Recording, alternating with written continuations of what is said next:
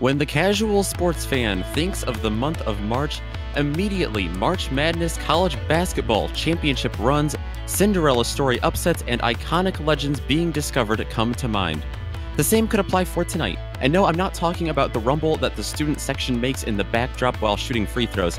I'm talking about the rumble of a pack of 650 horsepower, 3,500-pound NASCAR trucks. Hello and welcome to GSRC's coverage of the season opener in the Precision Racing League NASCAR Truck Series here at Martinsville Speedway. Up in the booth tonight, it'll be yours truly, Nick Schmeg, joined alongside by Adam Lindgren. Amjad Yaman is situated in the director's chair, and as always, he'll be using cameras provided by Dougie Beard. Tick-tock grandfather clock, we're in Martinsville to kick off the season. Adam, there's a lot of history at this track and a whole lot of challenges. Tell us a little more about the paperclip. Yeah, that's right, Nick. Martinsville Speedway, the Iron Man of NASCAR circuits. Founded in 1947, Martinsville is the only track to have hosted the NASCAR Stock Series since its inception in 1949. Nicknamed the Paperclip due to its flat and narrow airborne profile, this Ridgeway, Virginia track is far more complicated than it appears, clocking in at just over a half mile, or 0.847 kilometers to be exact. It is the shortest paved track on the current NASCAR schedule, coming in just under Bristol. Unlike Bristol, though, Martinsville is also the only oval on the premier NASCAR calendar to feature two unique driving surfaces: asphalt on the short straights and concrete on the 12-degree banked turns. This flat, multi-surface layout creates challenging racing conditions, and with the setting sun baking the track, these truckers will have a difficult time finding enough grip to hug the yellow curving on the inside of the turns, and an even harder time preventing wheel spin on the exits towards the beginning of this race. All these factors lead to some of the most entertaining racing in motorsports, encouraging close racing and a liberal use of the chrome horn. Add all these things together, and you get one of the most enjoyable ovals to visit as a spectator in real life, and one of the most challenging to tackle in iRacing. But while I could try to explain the complexities of this tiny track for hours, nothing exemplifies the difficulty of the paperclip quite like taking a ride in a NASCAR Precision Racing League Series truck in our GSRC lap guide.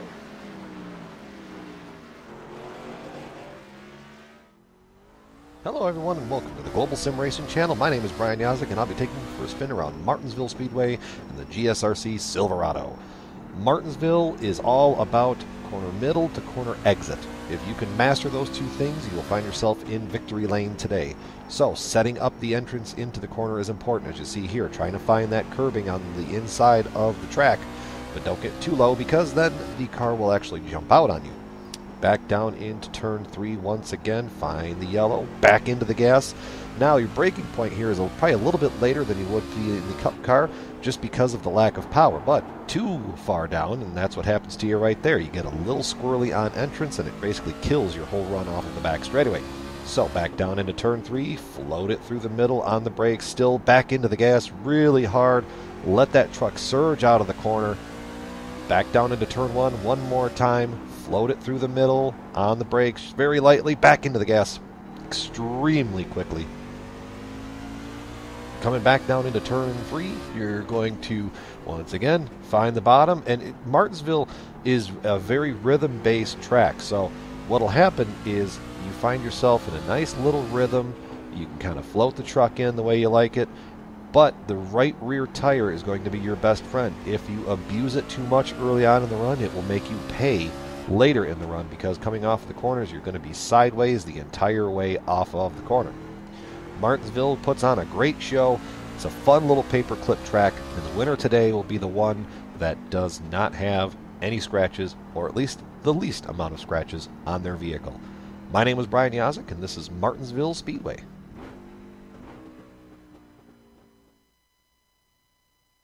And that lap guide, as well as this entire broadcast tonight, is brought to you by Established Traffic Control. Founded in 2005, Established Traffic Control is a leader in traffic control and traffic safety in the state of Pennsylvania through maintaining great relationships and providing exceptional customer service. In addition to being able to provide all you need for traffic safety, ETC makes custom signs, from street signs to company logos and everything in between. These custom signs make great gifts and wall decor. You have a design, ETC can make it.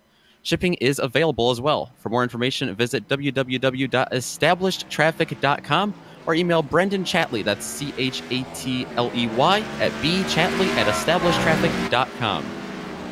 Adam, we are always picking up new viewers, and this, of course, being a new series that GSRC is broadcasting this year. So let's look at some of the event details for tonight for the race. That's right. While we watch qualifying go on in the background, we're taking a look at this race. It is round 1 of 10 with one drop week. We have the trucks here, the Silverado and the Tundra for NASCAR. It's a fixed setup race, 125 laps. And we have restricted fuel here. They can only take 70% maximum fuel, so they are definitely going to have to pit, but with all the cautions, they'll likely pit as well. No fast repairs either, and the incident cap is at 17, so you got to be a little careful with how much you use that chrome horn and how much you dive bomb. So, yeah, definitely interesting race we have on our docket tonight. All right, Nick, what are we looking at as far as the exciting storylines going into tonight?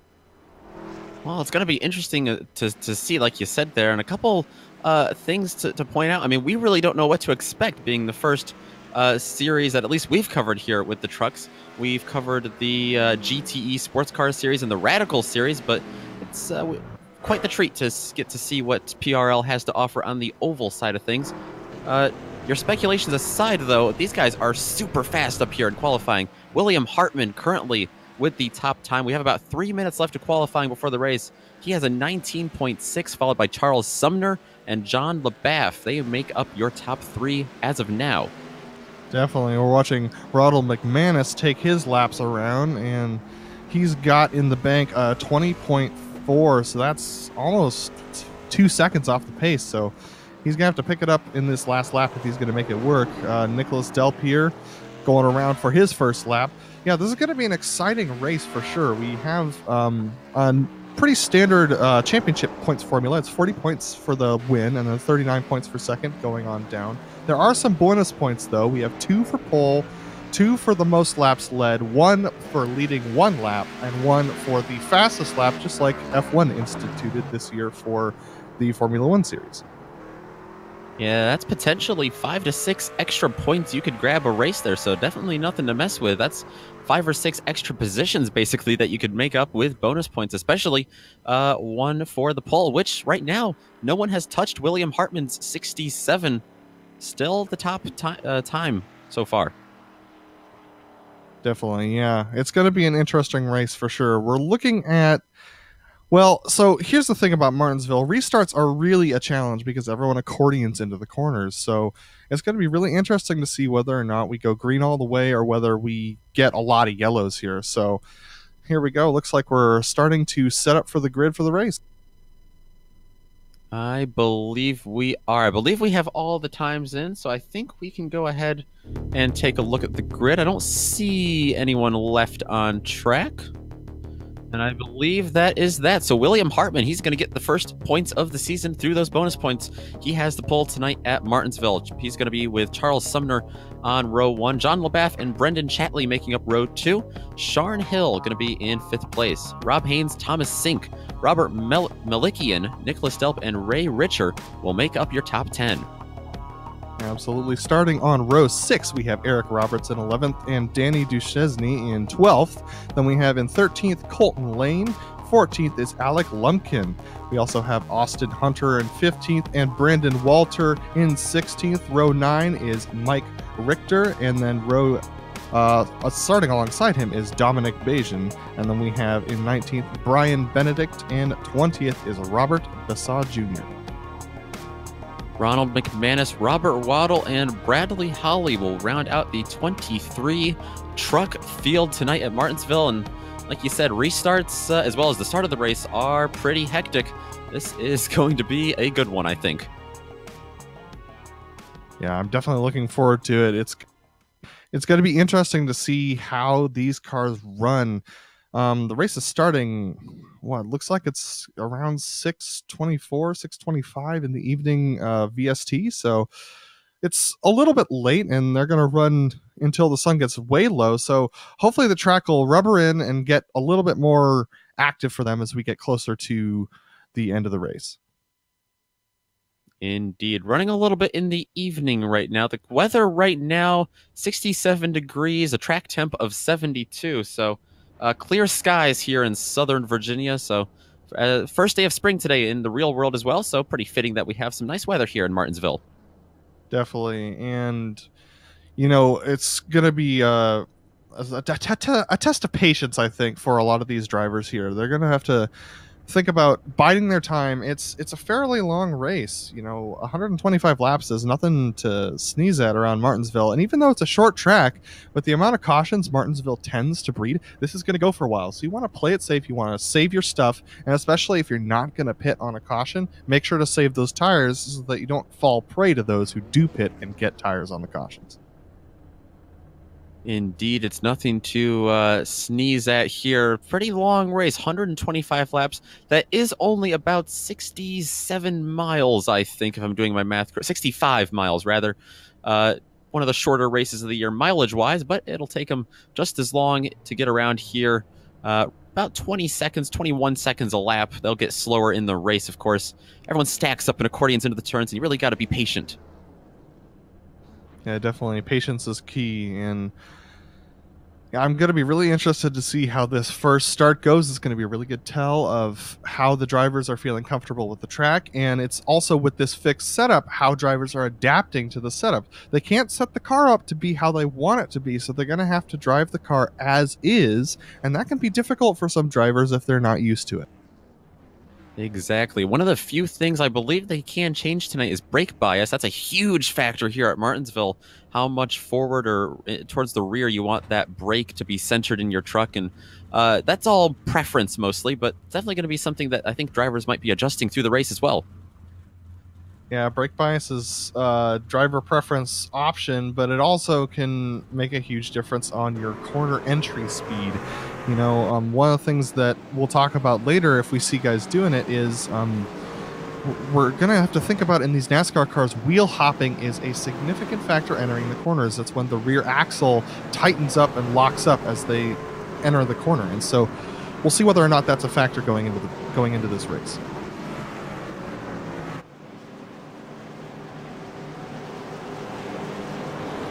Going to be 2 pace laps around here following the Mustang pace car as normal for a short track here on iRacing. So they'll come here and they'll have 1 to go until green. We'll see what these drivers have to offer in these trucks. Again, William Hartman is the driver of that 67 on the front row. He is being joined alongside the 98 of Charles Sumner. It's going to be interesting to see. A lot of times the outside line does not fare very well at the start, but everyone with fresh tires, it's going to be really interesting to see what we've got here. So the pace car will make its dive off to pit road before turn 3. That's where it's situated here at Martinsville. Charles Sumner has control of the field now, waiting for the green flag to drop. We have the green flag. Sumner waits as long as possible. He is on the loud pedal, but quickly back on the brakes. They all stack in going into turn 1.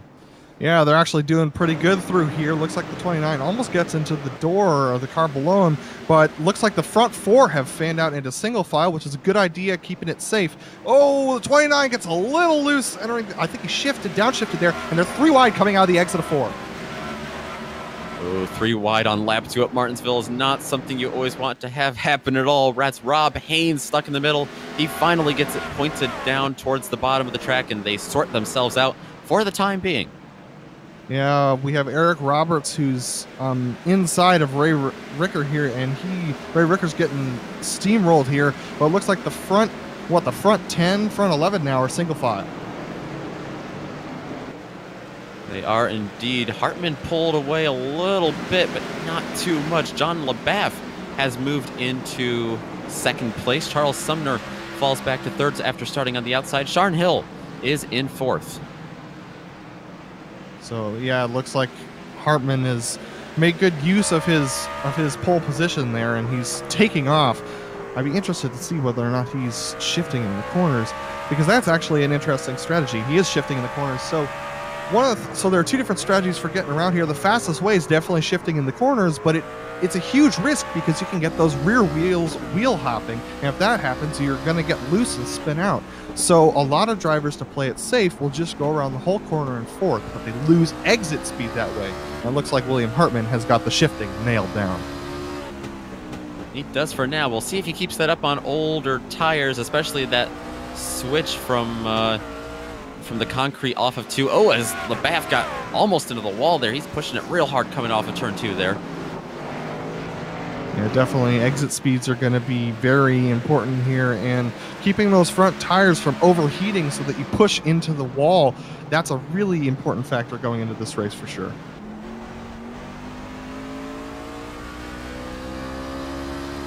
They look to be almost all single file the entire track, so great job getting themselves sorted out and hoping for a green flag run early on. They are all single file all the way until you get to 19th, right at the end of the field. Robert Bissall Jr. just going around Brian Benedict for that position. Speaking of the back of the field, we actually do have a retirement already. Robert Waddell, he has retired the number 32 car. It looks like he was involved in an incident at the beginning of the race, and he will not be joining us for the rest of it. Bradley Hawley looks like he was the other car involved, and he has... Oh, looks like Altman has gone around. That's the leader. It is indeed. Oh boy, drama already early here in the season. All by himself. You talked about the shifting. This was down in, I believe, turns 1 and 2. And he tried to catch it, just didn't quite have it. Yeah, so a lot of drivers use that concrete as a space as where they are going to shift, and sometimes it just doesn't work out for you. He tried to catch it, and then he got the rear wheel spinning, and that just sent him into the outside wall. Watch him here as he comes down. He's going to nail on the binders, and then right about here he's going to shift, and he just spins it out. And pretty significant damage to the 911 car of John LeBaff, who was in second place at the time. He was the one that ended up rear-ending him, basically. He's got some significant front-end damage, and he takes that machine to the pits. Yeah, pit road is an achingly slow speed here. It is extremely slow, 35 miles an hour, and so John LeBaff getting his damage repaired, getting some fresh tires for that car. You know, with it being a short track, aerodynamics is not that important, but if you damage the engine, pulling off the corners is going to be impossible. So you want to... He's just praying and hoping that his engine is not damaged after that incident. Indeed, he is. And you mentioned the pit road speed being a 35 miles an hour here. Also interesting to point out that while it's slow on pit road, the speeds on pit road are slow, it's actually one of the easiest tracks to get busted for speeding because you have those timing loops that cut through the corners. You're covering a lot less ground, so if you just inch over 35 miles an hour in a couple of those timing sections, especially on the inside, you could easily get busted, and something the drivers have to be real careful of on pit road today. Definitely, I'm in full agreement, and it looks like everyone's completed their pit stops now, with the exception of Robert Bissall Jr. That was John LeBaff, Mike Richter, Rob Haynes. William Hartman's coming back in to get some more damage done, and Ronald McManus has also come into the pits, as well as Bradley Hawley is back in.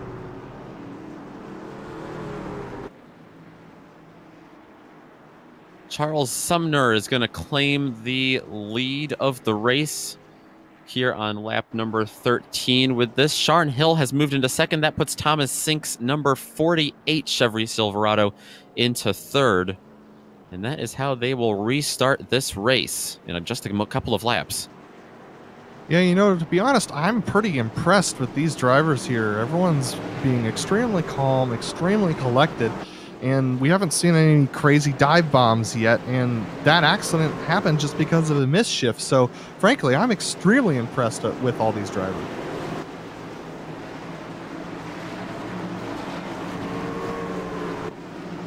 Looks like pace lights are out on the Mustang. He's going to pull off in turn 3 here once again.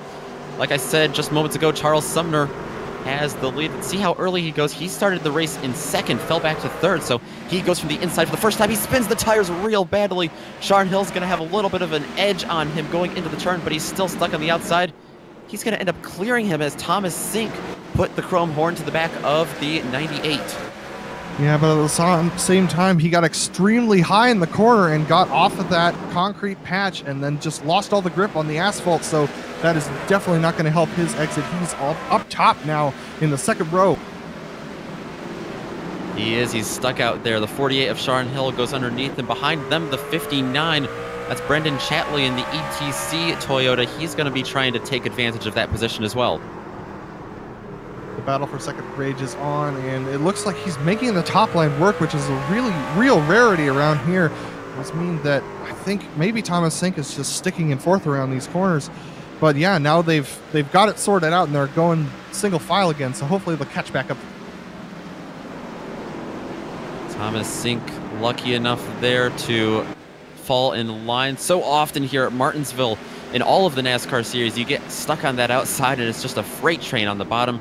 You end up losing up to 10 or a dozen spots even. Yeah, Thomas Sink looks like he's losing a little bit more time, so I think that he's either, his tires are a little spent, or he's just trying to take it easy here in these first couple laps and save tires, because sometimes the leaders can get a little over eager and burn them up. So we'll see whether his strategy works out.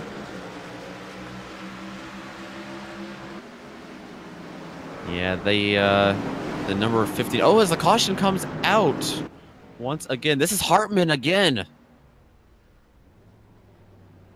And again, it looks like he lost it all by himself. Again in turn one. Another downshifting problem. You can see it right when he downshifts. He doesn't get enough blip in, and that gets those rear tires hopping, and he spins straight around. We go on board with Bradley Hawley, who watched it all happen here. Watch as he gets in, and man, it looks like the car just comes out of its own volition. Oh, Hawley got a lot of damage from that, a huge amount of contact. Hawley getting into the 99 truck of Brandon Walter, who was up against the wall trying to avoid that. All three of those trucks with pretty significant damage. Bradley Hawley actually started this race from the pits. Looks like he had some connection issues early getting connected, so he was already 2 laps down when that happened. Yeah, Brandon's got significant engine issues. His engine is smoking significantly in the pits, so he's not going to be competitive for the rest of the day, most likely. Either that or he's going to be out many laps down. And no fast repair in this series. No spare truck waiting for you in the garage. What you have on track now is what you're going to have to finish with, pending you make it to the finish. And Ronald McManus will get the lucky dog, and he'll come around. That's frankly a relief for him. It's really hard, nigh on impossible to make time up in this series. To make a lap up, and these drivers are fast enough, and this track is small enough that you get lapped and you just are praying for the lucky dog or a wave around. And since it looks like the top guys are not going to be pitting, the lucky dog was his only option. It was. You see him going around there now. There is a bonus point in this series for finishing the race with 3 incident points or less. I'm not sure Martinsville is the track that is going to hand out the most of those bonus points based off what we've seen and what we know about Martinsville. But like you said earlier as well, even though you can really easily rack up the incident points here, your truck is often not altered too much unless you get engine damage, because aero is really not a factor at all here. True, but racking up those incident points counts towards that 17 maximum, and if you get there, you DQ. So these guys are going to want to keep their trucks looking pristine like the showroom that they came out of. It's also a good point. Hopefully we don't see any of the black flags with the white crosses. That's a flag that no driver ever wants to see here, as I believe we've got 2 laps left on these pace laps here. Oh, we are going in now. Pace car is in. Charles Sumner is going to be in turns 3 and 4, coming out of 4 on the loud pedal. Once again, that's Sharon Hill in the 5 to his outside. The green flag waves once again here at Martinsville. He gets a great start this time, dives it into turn 1. He's going to be able to hold the lead quite easily as they're still side by side behind him. Yeah, no spun tires that time. He really nailed that exit, and he stuck Sharn Hill up at the top. That allowed Thomas Sink to lunge into to turn 1 and 2 and really get underneath him. So now they're starting to string out a little bit more, but that was a really good move from Sumner and an extremely brave move from Sink. It definitely was. Sink is going to be in second with that. Sharn Hill looking to the outside right now. You can make a lot of momentum swing, but oftentimes you get a truck poking your nose in behind you. Yeah, definitely trying to move up the field there, and as they start to accordion backwards, it looks like that's John LaBeouf underneath Colton Lane for 9th position, and of course the bottom lane is going to prevail in that situation, and John LaBeouf's going to take that spot, and he's going to stick Colton Lane up at the top side. I was afraid Colton Lane's number 60 Toyota Tundra was going to get stuck on the outside there. Ahead of them, Dominic Begin is in the 66, getting stuck on the outside a little bit. Actually, I think he was trying to make a pass around the 911 of LaBeouf. Oh, almost got in the wall there. He's actually getting tight into the corners when he enters. Watch him drift up here. Oh, he manages to hold it that time. But these guys are seeming like they're taking kind of the middle lane through the corner. And that's not always the fastest nor the best way to save tires, but it looks like this set might be a little tight for them. And going into the nighttime, it's only going to get worse. Indeed it will. Back up front, we still have the same leader. It's still Charles Sumner in the 98. But the battle for second is getting a little more action every lap. Sharn Hill is getting some great runs to the right through the middle of the corner and off the corner as well. Looks like he might be looking to the inside of Sink right now for second place. And there's the lunge. He's underneath now, and Sharn Hill's going to power out of the corner. It looks like Thomas Sink's going to get a good run out, but I think Sharn Hill might have this with a couple more corners. Oh, he gets pretty loose coming in with that downshift, an early downshift, and forces Thomas Sink to the outside. That allows the likes of Nicholas Delp through. Nicholas Delp gets through. Now Brandon Chatley getting a little bit of the bumper from Eric Roberts, also poking his nose underneath the 48 of Sink. And now they start to settle out again. Oh, there we go. We have another pass going on here. That's the 911 of LaBeouf. He's been moving forward ever since his incident. Danny Duchesne right in front of him. Danny Duchesne, he was in Sebring last night for the GTE Sports Cars Series here in PRL. Nice to see him in a truck here in Virginia. Yeah, Duchesne making a great use of his track knowledge here and his knowledge of the simulator, and he is making those tires work and getting people up on the inside there.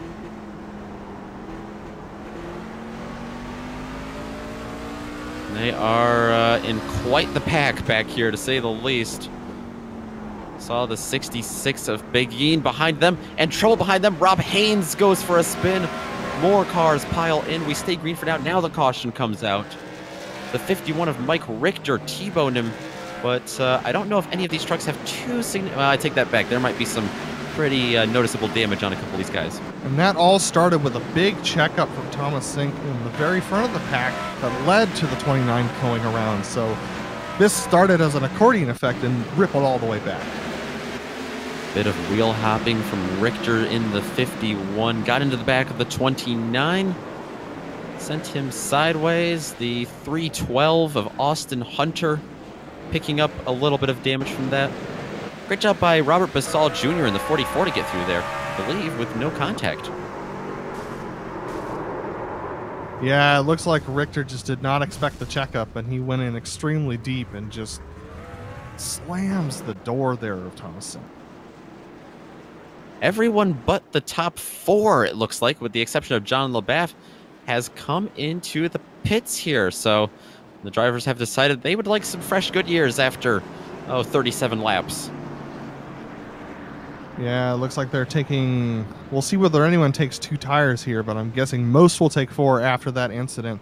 Those top 5 are going to really struggle here on the restart with these fresh tires coming into play. I think this is going to make for a very exciting restart. We'll see who gets off first, and it looks like it's Thomas Sink. There is a 70% fuel limit for the races this season in the PRL NASCAR Truck Series for the 10-race season. I'm not so sure that's going to come into effect tonight. Even though we have that fuel limit, I don't think that's going to be an issue for anyone. Do you think anyone's topping off just in case, though? I mean, I would definitely keep an eye on your fuel level because it's not something you want to play with. If you feel like you're going to be running out towards the end of the race, you definitely have to take some. But I think I would top off at this first caution and then just forget about it. I think with the number of cautions we've had, unless these drivers really end up pushing it hard or downshifting too aggressively, I think they're all going to be pretty good as far as fuel goes from here. But definitely something to keep an eye on at all races. And it looks like Rob Haynes has come back into the pits. Maybe he's serving... Well, you can't serve a penalty under yellow, so... I'm not sure what he's doing here. Maybe he's decided to top off of fuel. It looks like he's not getting tires, so maybe that's what he's doing. Maybe the fuel situation's more dire than we thought. Don't see any repairs on that number 29. Maybe a little bit in the rear. Might want to top off on his optional repairs and go to the end of the line. Maybe get some, or just focus on keeping it clean for the rest of the race, possibly. Yeah, you know, starting in the back, as long as you are very careful, might be a good benefit, especially with these leaders not having pitted. So we're sizing up for a really interesting restart here.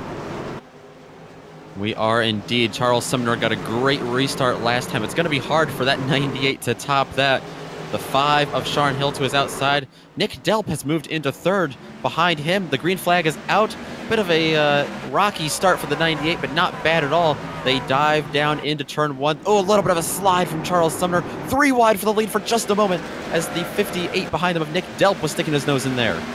We'll see whether those leaders regret these old tires here. They're really struggling right now as the 48 goes extremely wide through the middle of the corner.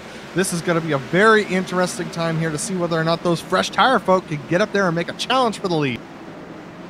Sharon Hill on the outside powers his way around Sumner to take the lead here on lap 42 at Martinsville. He is your new leader as Eric Roberts has moved into third. Thomas Sink, the first car out on fresh tires.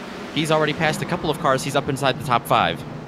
And he's made it back past the first person, the first victim to fall from not picking up tires. That was John behind him. Just for a moment, Chatley and Duchesne had quite the moment on the backstretch. And Duchesne's picked up some left side damage now from that accident, so I think... Take a quick look at the replay here. Just not enough room for those 2 trucks. I'm surprised they didn't end up losing it. Great car control, because I really expected a caution after that one. Yeah, Duchesne's been getting up high on the exit of the corners. I think he just, you know, instantly reacted to you know, pushing out a little bit and didn't realize that he had more room and then got down into the car below him. Eric Roberts sitting in third place right now. He's under some pretty significant pressure from Thomas Sink in the 48. Remember those fresh tires coming into play for that driver. And Colton Lane making a huge... No, that's Brendan Chatley making a huge pass for 6th there. He just dove it right underneath John LaBeouf. John LaBeouf is having a really hard time here on this restart. Maybe those tires aren't working out for him. He had old tires, and he's got some pretty significant damage as well. I'm sure that's not helping him at all. It looks like Thomas Sink, as we're watching on screen, applying the chrome horn to the back of Eric Roberts there. Very, very eager to get by. We'll see whether he can make it work. Oh, as he gets into the wall on the outside of the exit of the corner. Everyone pushing the envelope here in the first half of the race. That is for sure.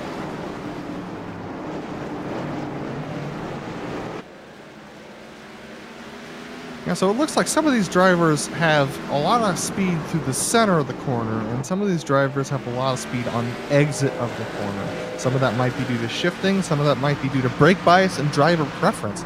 But we'll see whether or not the folks who can get the... I'm guessing the folks who can get the speed through the center of the corner are going to have a lot better time, as we have a big bunch up here behind Nicholas Delp.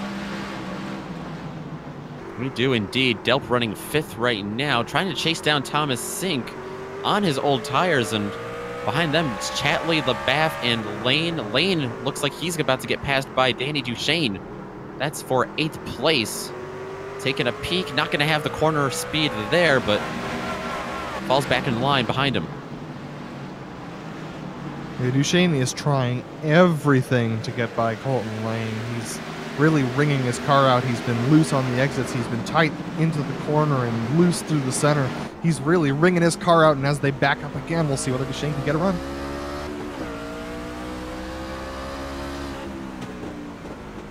I think in front of them, that 59 truck might be one to watch for tonight. He qualified 4th. Brandon Chatley driving the Chatmobile.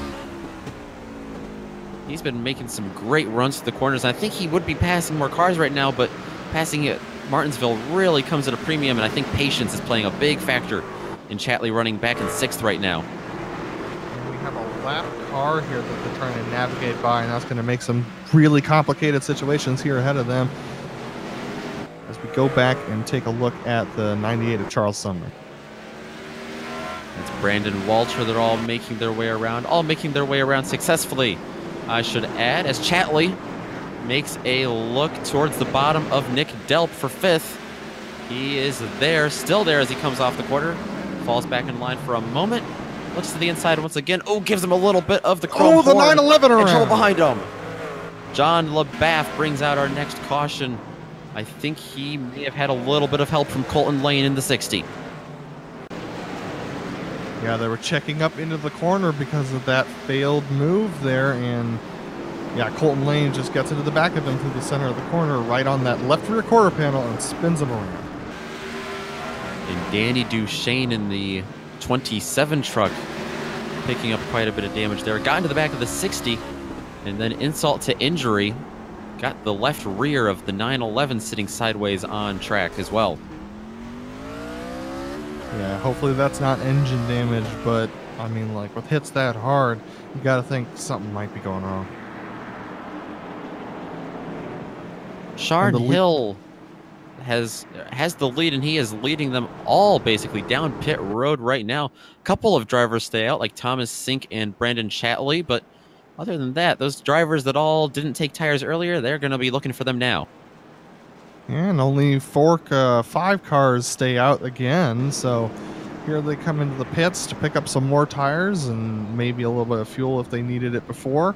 And so, yeah, we'll see who comes out first and who's going to have the advantage going into this next restart.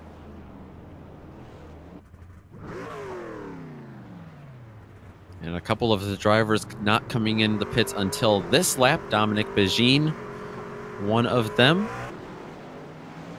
That will cycle him out to the rear end of the field of the lead lap cars. We are going to step aside for just a quick moment here on the Global SimRacing Channel while we're under yellow. Don't go anywhere though, because we have just more than half the race left when we come back.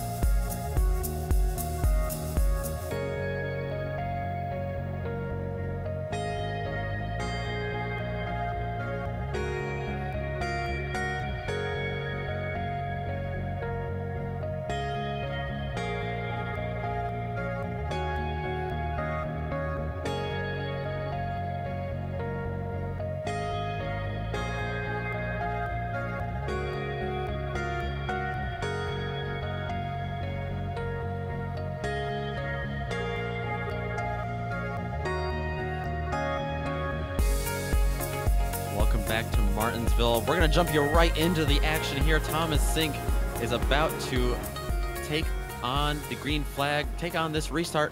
Brendan Chatley to his outside. Both of these drivers stayed out here. They're coming up to lap 61. Those old tires, they get going after a little bit of spinning, but they head down into turn number 1. Behind them, contact already. The 60 of Colton Lane gets tipped. We stay green for now, but now he comes back sideways. Still green after that incident. And now it's the yellow. Well, I think we saw that one coming with the spinning tires at the beginning of this restart. And then as we watch here, yeah, I mean, when Alec Lumpkin just dives it down underneath the 60, you know, that's never going to work around this track. But, you know, once you make the decision, it's too late to back out. And so you just got to hope you can woe it up in time. Colton Lane sent spinning into the outside lane. Then he tried to catch it, and it didn't quite work out for him. Eric Roberts hit him pretty hard, and poor Danny Duchesne behind him. There was actually a bit of a separate incident with the 99 truck and the 21 behind them, Brendan Walter. This was kind of a reaction accident behind them that happened. It involved Brian Benedict and Mike Richter as well. They were starting towards the tail end of the field. Let's see what happened here. Oh, wow. It looks like the 21 just gets clobbered in the back there. Yeah.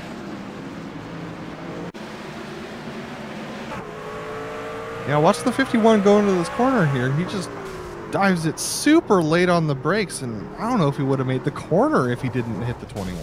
So, yeah, I'm not sure what he was thinking, but I guess he thought he would have a really good run on the outside and maybe carry speed around the corner, but I've never seen that line work at Martinsville in my time here. I think the 21 of Benedict may have checked up pretty significantly after seeing all of the carnage in front of him, and maybe the 51 just didn't quite have a look. These trucks are pretty tall, hard to see around them, so I think just maybe a little miscommunication. I don't know if the 51 of Richter did anything wrong there, just being in an unfortunate scenario. And it looks like Brandon Walter has pulled it over, and that's the 99, and he has taken it off the track, and he won't be lapping with us anymore tonight, unfortunately, as Eric Roberts still in the pits taking repairs. We are down to 13 trucks on the lead lap after starting with 23, but that's not to say we don't have more than that out there, because we have many trucks multiple laps down here. A couple of them just 1 laps down, and a couple of them, like Mike Richter, back now 5 laps down after that. We also have Robert Malikian, and he's out of the race as well, the number 18, and that was due to internet issues. So unfortunately, he will no longer be joining us either, as we passed halfway now. We are indeed. And I believe we are going green this time by. We are indeed. Thomas Sink has the lead. Brendan Chatley to his outside once again. They got going nicely last time. It was everyone behind them avoiding their spinning tires that set things off. Let's see if Lumpkin and Sumner can make it any cleaner here on this restart. They're coming up to lap number 67. The green flag in the air. The 48 spins the tires just a little bit, but Sink is away to the races down in turn number 1. Yeah, it looks like they're doing well up front, but in the back of the field, we have some extreme chaos going on back in 11th, 12th, and 13th. Colton Lane did not get going. His engine is not capable of keeping up speed, and they just bottled up in the back. But as we go back to the front, it looks like there's a battle for... Oh, right now, Alec Lumpkin in 4th. He's kind of holding up, I think, Sharn Hill on the bottom. They're going to go 3 wide. Sharn Hill to the bottom. He ducks out of that at the last second after hitting the curbing just for a moment. They make it work somehow, as Nick Delp right now on the outside might be in the best position of them all. What an unbelievable move there. Sharn Hill making an advantageous run as Nick Delp hits the wall on the outside. He's going to get freight train now. But man, Sharn Hill really trying to make an advantageous move, and he was able to pull out of it at the last second by hitting that curb. Hill cycles back through to the bottom lane. It looks like he's going to be able to get around Chatley, maybe not here, or Lumpkin rather. Maybe not here. He's going to be able to clear him off of turn 2, so move him up into 4th. Behind them, though, Rob Haynes on the bottom in the 58 of Nick Delp, still stuck on the outside. That's Robert Basaw Jr. now coming on the bottom. Rob Haynes got super tight into oh, wow. There, man, Nick Delp gets super loose there out on the asphalt. That is not the best way to enter the corner for sure. It's super slick up there. Delp is falling back quickly. He's stuck on the outside, and we were talking earlier about the freight train. Well, there it is. Nick Delp falling all the way back to 10th right now. And behind him in the 68, Ray is getting extremely loose into these corners. He's been having trouble shifting all night on that concrete, and he's just backing up the corner more and more and giving Austin Hunter an opportunity possibly to make a run on the inside. We'll see what happens here, though. I think the Richter scale is picking up some seismographic activity for that number 68 car.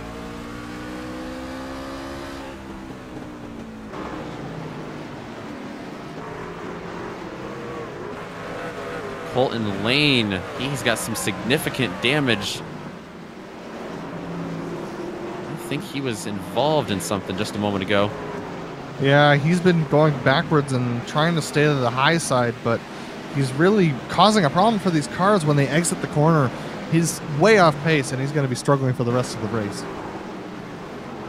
Yeah, he has got it all the way up against the wall right now. Not looking good for the number 60. He's losing spots, even being a lap down right now. Things are pretty calm at the front of the field right now. Thomas Sink, still your leader. Maybe I spoke too soon. P3 is getting good. Sharon Hill on the bottom right now of Sumner. He's going to have that spot pretty handily, it looks like. Yeah, Sharon's been sizing up that for a couple laps. He's been faster than Sumner on entry all the way through, but he's really using up his stuff through the center of the corner, using that middle lane to kind of woe him down. Oh, Brian Benedict is stopped at the start-finish line. And that brings out the caution. I don't think he spun or anything. Yeah, interesting. Yeah, I think he blew his engine and didn't make it into the pits. It looks like he's just slow on the track, and that caused a caution. That's going to upset the leaders for sure, as Thomas Sink was pulled out to nearly a half-second gap. I think that's exactly what happened. He blew the engine going right by the commitment cone. There was just nothing he could do, and the pace of that truck wasn't going to be able to hold it another half mile to get to the pits. But yeah, that's exactly what happened for the number 21 of Brian Benedict. That's heartbreaking stuff for the leaders also, because of the gaps that they had pulled. But possibly something that's forgiveness for Charles Sumner, so he might have a chance at taking Sharon Hill again on this restart. Alec Lumpkin in. Lumpkin is in. He's sitting 12th place right now. Last place on the lead lap after we lost the 21 of Benedict. Down to 12 cars. Lumpkin was involved in not an incident himself, but an incident with people checking up for something he was involved in earlier.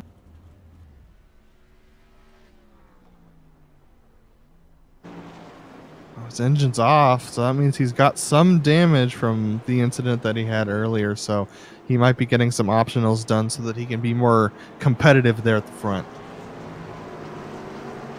Yeah, he's going to lose a lap for sure. Looks like we have some more pit stops now. We got Ray Richter in. We also have Colton Lane as well. No surprise there, but also Ronald McManus, Bradley Hawley, and Eric Roberts. And Ronald McManus and Bradley Hawley are our two biggest movers. They are both up 7 positions from the beginning of this race, and they are definitely in contention for the hard charger. If there was points awarded, they definitely get them, but this one's just for pride. I think if there was a hard charger, that would have to go to Robert Besaw Jr., who has gone from 20th up to 6th right now. Dominic Begine, right behind him, has gone from 18th to 7th. Because I spoke too soon. And another honorable mention might be Thomas Sink himself. He started back in 7th, and he's got the lead right now. And a pretty clean-looking truck as well.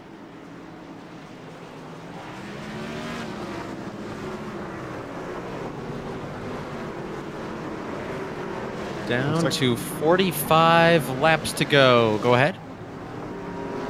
I was just going to say that Danny Duchesne also has come into the pits to get some more of that damage repaired, and he's going to start at the back of the field this time.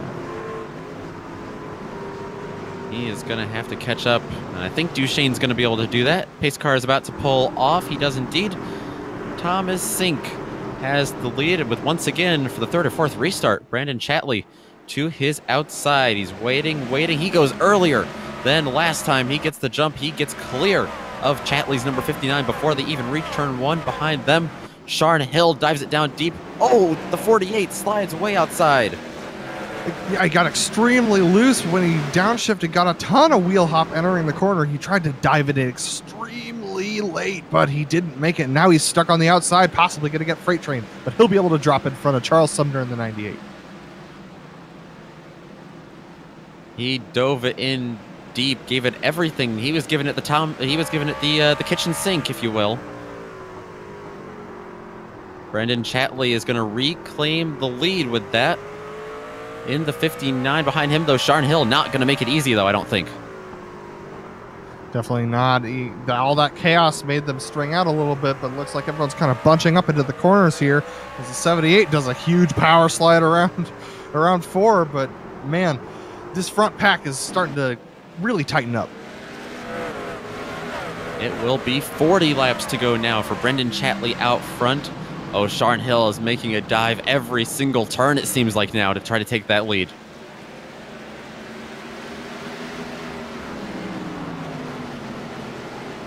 Yeah, he's Again, diving in. He gets it in there.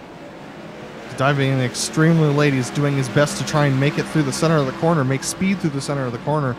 And yeah, it looks like Brendan Chatley is taking that second lane up top, which prevents you from diamonding the corner if you're the person behind, so that might be a good defensive strategy.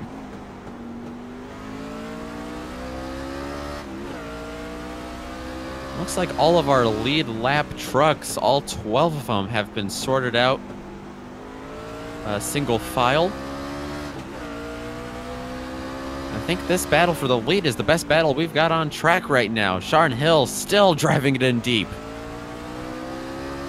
For sure, yeah. Watch him. Look at the exit he's able to get. They have a lap car coming up. Hopefully they'll be able to make the pass. Oh, he goes on the inside, makes a big dive down. This is going to be interesting exiting with the lap car. Oh, that's Colton Lane on the outside. They make contact for just a moment. They get by him cleanly.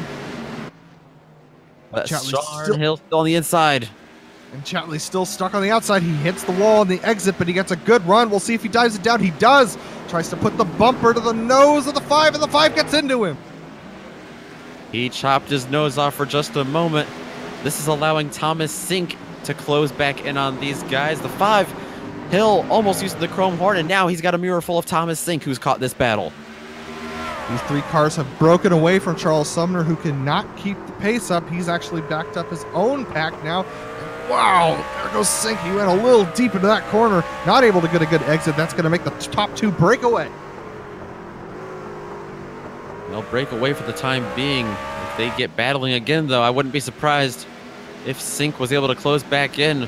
Sharn Hill, even though he's not quite in striking range, still diving it down to the inside of the turn just a bit. Yeah, these trucks look like they're difficult to handle right now with the changing track conditions. We are down about 5 degrees from the beginning of the race, down to 73 degrees. And these trucks are just difficult to handle right now. They are indeed. Sharn Hill giving everything he's got, but he is slowly losing the rear end of Chatley, I think, right now. I think that 59 truck's starting to pull away for a moment. You see the gap there. Oh, I spoke too soon. He dove it way down deep. Right back to the bumper. Yeah, Sharn is looking for any opportunity, any chance he can to stick his nose in there. He really thinks he has the fastest car, and he's going to take huge risks to make that pass happen. There's a little bit of right rear damage to the back of the 59. I wouldn't be surprised if he had some left rear damage here in the next couple of laps. I think this is going to be the bump and run. I don't think there's any other choice for Sharn Hill right now. That's Eric Roberts a lap down. They're getting around. 7 laps down, I should say.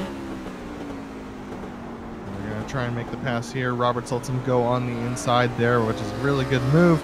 Yeah, Sharn is way up his bumper, so yeah, he's going to have to move him to make the pass. Chatley's not going to make it easy for him. It looks like he's really thinking about it. Sharn Hill to the inside. Here he goes. This might be his best opportunity of the whole race. Chatley pulls over just a little bit, gives him a lot of room in turns 1 and 2. That 5 is going to get on the gas hard and dive it in deep once again here in 3 and 4. Is he going to be able to get enough gumption down there and clear him? Oh, no, he's not. He makes a little bit of a bobble. They're still side by side. A spin behind them with Thomas Sink.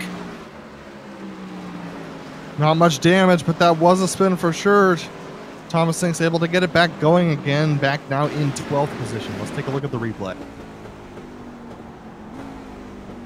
Yeah, just coming off of turn number 4. 48 of Thomas Sink. Just lost it there. Just got loose. Had the rear end come around on him.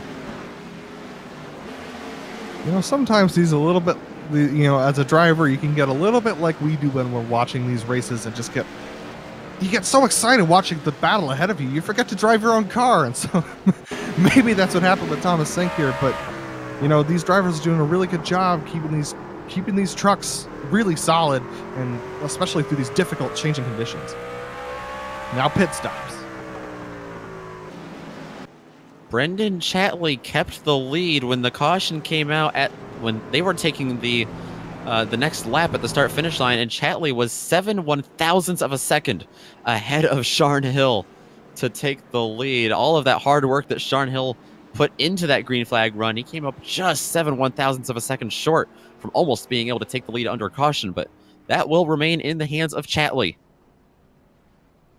It looks like the leaders will be insulated from the cars on fresh tires here, as the top 8 stayed out. Thomas Sink, the one who caused the caution, is the first into the pits. Well, not the first into the pits, but the first box. Looks like the 44 of Robert Bassat Jr. will be the first to exit the pits in 9th. Hey, this restart, I think, is going to be really interesting because Sharn Hill, he's going to be on the outside. Not sure if that's going to be where he wants to be. The outside in second place often kind of gets overtaken, quite often actually, I should say, by the driver in 3rd place. And that driver in 3rd place, who is that, you may ask? That is Charles Sumner now.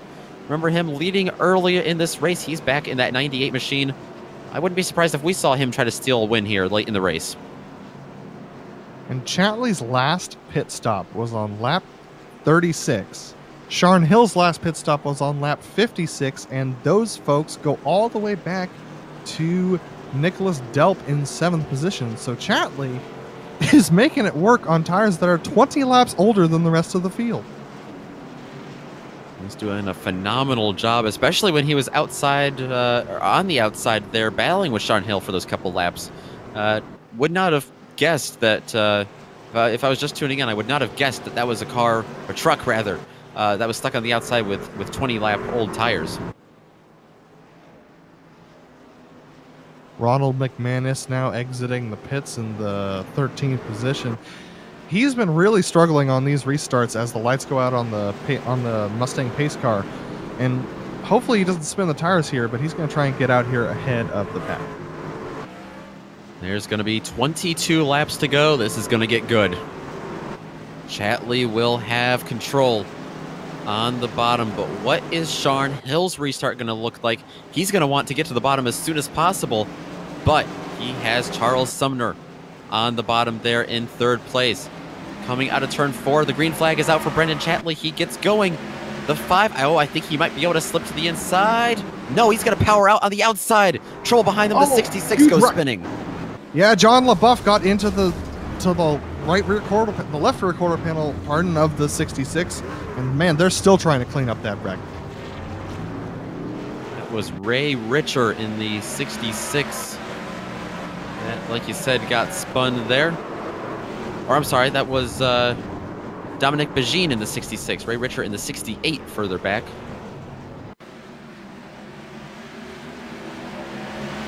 Here we go, taking a look at it. We're going to watch the 911 here. He's going to pack it in, and he gets into the 66. And the reason why that happened is he had a car on his inside as well, so he didn't feel comfortable diving it to the bottom line.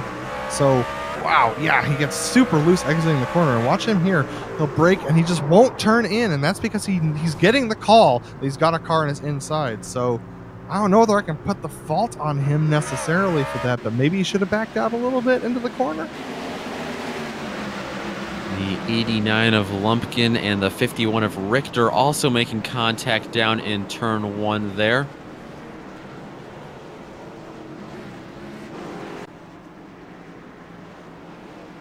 Yeah, I think Richter might have the most damage out of the group that spun, but nobody should have that much damage. And here we are. The lucky dog is Bradley Hawley for this particular caution, and he's going to zip on by the Mustang pace car as we continue to pace. Rob Haynes actually didn't get it slowed up in time after that accident. Sharn Hill with a very slight bit of rear end damage. Those two came together as they were getting slowed up to let the pace car by, actually, but shouldn't have too much of an effect here, except maybe a couple of incident points handed out there. And right as that caution was coming out, Eric Roberts, who has been having trouble all day, his engine has blown, and he is in the pits getting an engine repair right now. So his struggles continue. And while one of the two Canadians in the race, Dominic Begin, had a bad accident there, and the other Canadian, Rob Haynes, he was actually just barely ahead of Charles Sumner when that caution came out.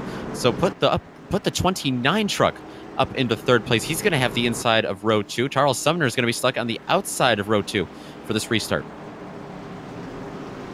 Sumner's led a couple laps, so he's hungry to get back up there. And if these top two start duking it out side by side, we could see him do that. He's going to have to make quick work of Rob Haynes, though, on the inside, and that's not an easy task around Martinsville.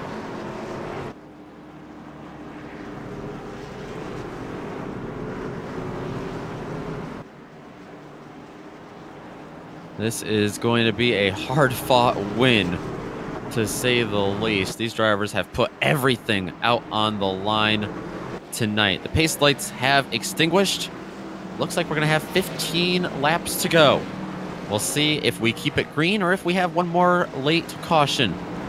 Brendan Chatley coming out of turn number 2 right now onto the backstretch. They are pacing at about 45 miles an hour. Sharn Hill to his outside once again. See if he can get a nose in front of him. He had a fantastic restart last time. Remember, Chatley, 20 laps older are his tires than Sharn Hill's. The green flag coming out. Oh, bad restart for the 5. He tried to jump it. Misjudged the timing altogether. He dives it back down to the inside, though. Contact made. The 59 spinning, trying to catch it. Four wide on the backstretch. Big carnage. They're still wrecking. It's a bumper car. Oh my gosh. Oh my goodness. All the 48's upside down. This is a disaster. Yeah, just a travesty has hit here in Martinsville. Oh man. Well, that was exciting to say the least. 4 wide at Martinsville. That's, if you've ever wanted to know what that would look like, well, there's your answer right there. We have a couple trucks upside down here on the half-mile track. And here we are on board with Tom McSink. He gets a really exciting view of this whole thing before he flips upside down. Watch him watch this accident unfold. He's bumping into the back of the 27 constantly. He sees the 4 wide happen, and he tries to back out and go high. No dice. Gets into the 29, and then he's around and upside down. Let's take a look at Nicholas Delps on board. He almost got through this completely clean. He was through turns 3 and 4 completely clean. He had a fantastic view of this whole thing. Look at the skill it took for him to get around here. But then on the outside, just a little bit of contact with a truck that was upside down, which he probably didn't expect racing at Martinsville tonight. Yeah, let's take a look at this action from a wide shot one more time. This, I mean, I don't even know where this starts or ends, frankly. Like, this is just a huge calamity. But it's amazing that they kept it straight this long. I mean, with 4 wide, they're all banging and bumping against each other. The fact that these many trucks keep going straight is frankly amazing. One of the only trucks to get through there with absolutely no involvement was the 911 of John LaBeouf, who we saw battling very early in this race. He is, ironically, your new leader. He went all the way on the outside lane up against the wall. No contact at all through there. A fantastic job to put the damaged but winning 911 car or truck in the lead. And a truck we haven't talked about all day is Austin Hunter in the 3rd position. He's going to line up second car on the inside. He's up 12 positions from the beginning of the race, and he is really, frankly, in the catbird seat here going into these final laps. And it looks like we might actually be timed out on this race. It's a 55-minute time limit, and we are approaching that now. We have 2.5 minutes to go.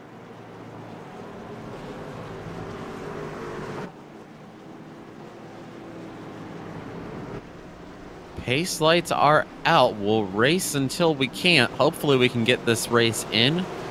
John LaBeouf with the lead right now, getting through there. Charles Sumner is on the outside. Austin Hunter 3rd. Rob Haynes 4th. Nick Delp, great job getting through there. He's going to be in 5th on this restart. Pace car pulls off for possibly the last time. It's going to be 9 laps to go. The 911 got a fantastic jump, leaving Charles Sumner all in the dust. The 312 of Austin Hunter is going to be underneath him headed into turn 1. But John LaBeouf is nowhere to be seen. He flies out in front. LaBeouf just needs to hang on to the car, and he's probably got a win here. But wow, Charles Sumner making a huge lunge. He's already cut the lead in half, as they're 2 wide behind him for 3rd and for 5th.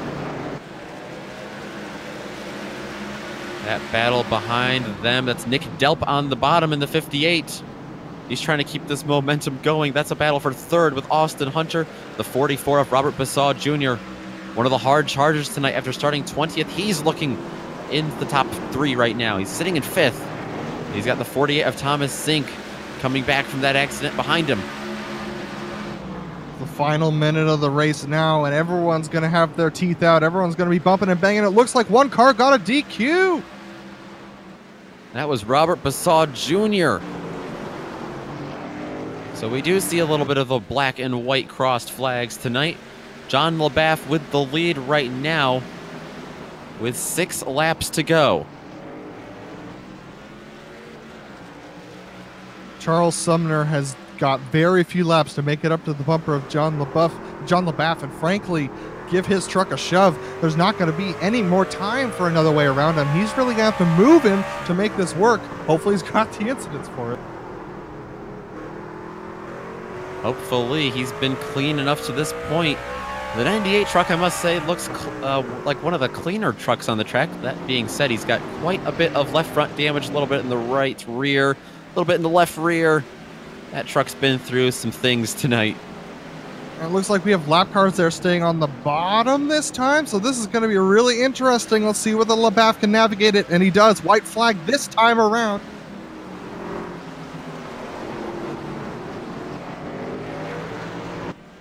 John LaBeouf currently coming out of turn 4. He has the lead at the line there.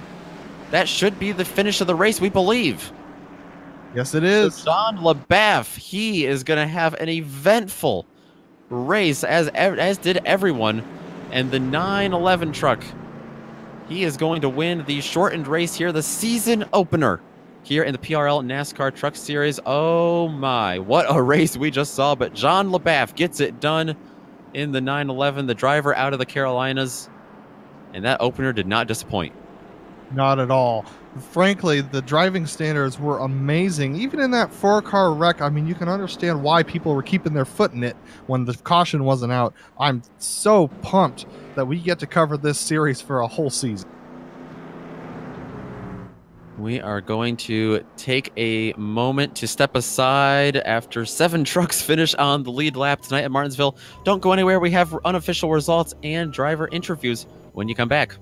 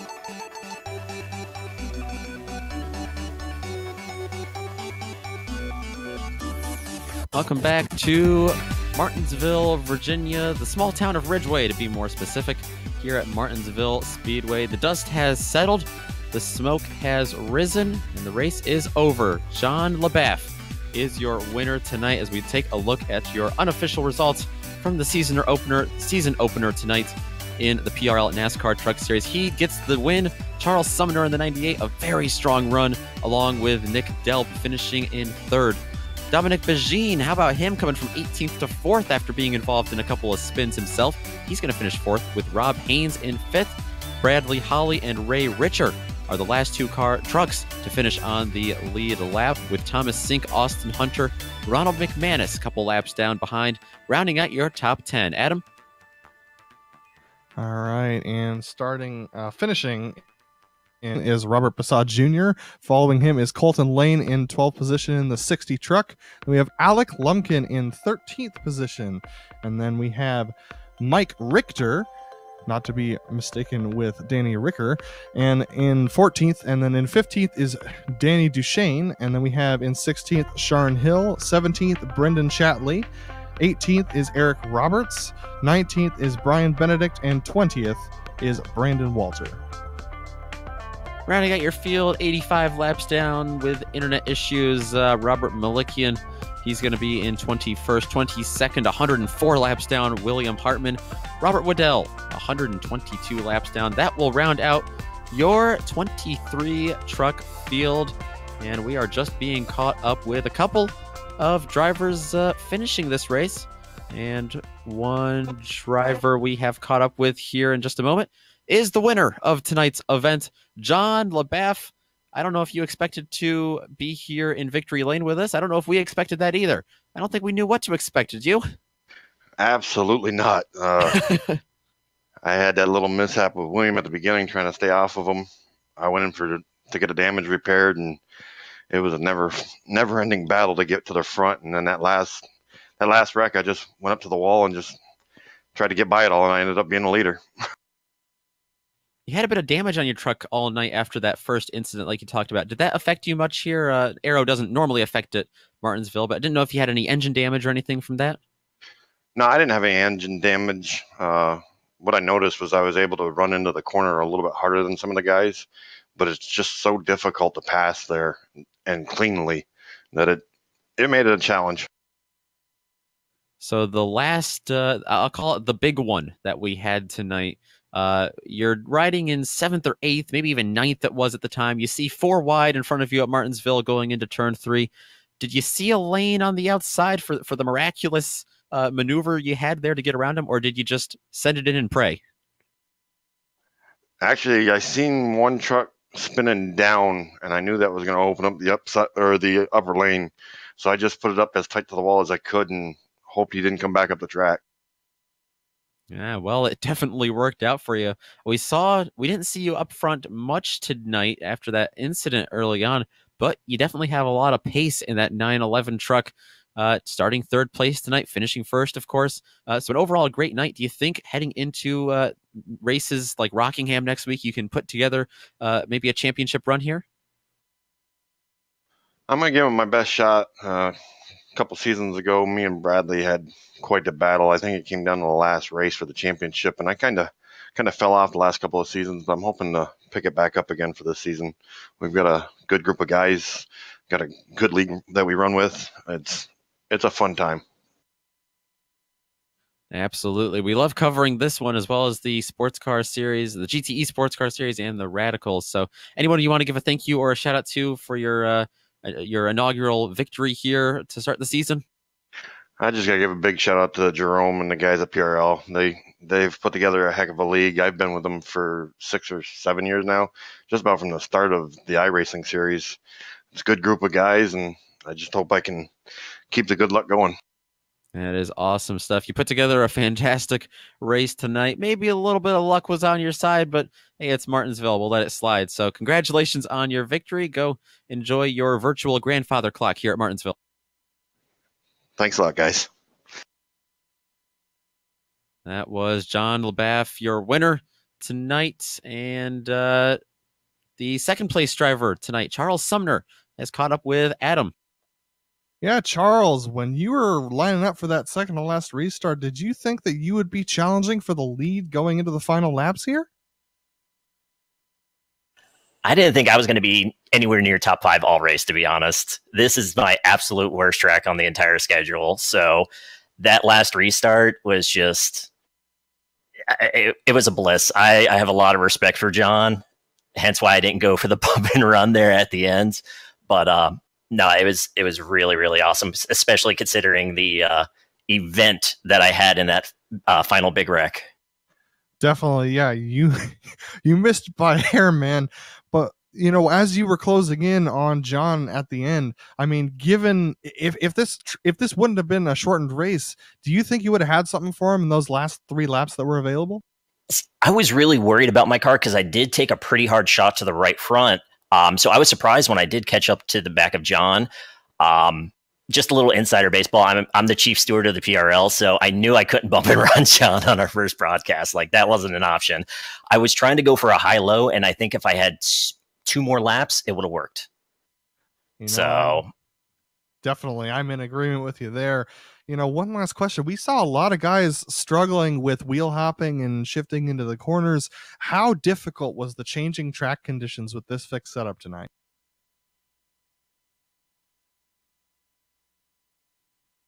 Charles, you got us? It looks like we lost Charles accidentally here. So, Nicholas, I think we might have one more person for you. I think we're going to bring in we're going to bring in Nicholas Delp here, our third place driver. And here he is.